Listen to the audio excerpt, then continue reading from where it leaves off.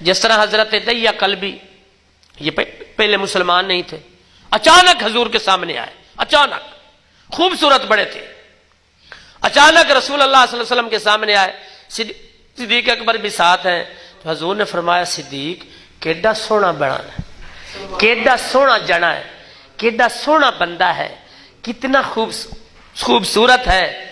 اے صدیق میں نہیں چاہتا کہ اتنا خوبصورت ہے اور یہ دوزخ میں چلا جائے۔ ادھر حضور کے دیکھنے کی دیر تھی، دہیہ کلبی فوراً گھر گئے، غسل کیا، صاف ستھرے کپڑے پہنے اور حضور کی بارگاہ میں آ گئے صرف نظر سے۔ تو میں عرض کر رہا ہوں کہ یہ جو نظر ہے، جو اللہ والے ہیں ہوتے ہیں، جن کو اللہ کے نبی نے، کیونکہ اللہ کے نبی کے آنے کا مقصد یہ ہے وَيُزَكِّيهِمْ، میرے بندوں کو یہ پاک کریں گے، وَيُعَلِّمُهُمُ الْكِتَابَ، اور یہ کتاب کا علم عطا فرمائیں گے، اور والحکمہ، اور حکمت عطا فرمائیں گے۔ تو سرکار دو عالم صلی اللہ علیہ وسلم کا کام یہی ہے کہ پاک کرنا، اور جن کو میرے مصطفیٰ کریم نے پاک کیا ہے نظر نبوت سے، نظر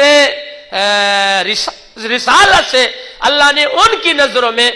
نظر ولایت والا نور پیدا فرما دیا ہے۔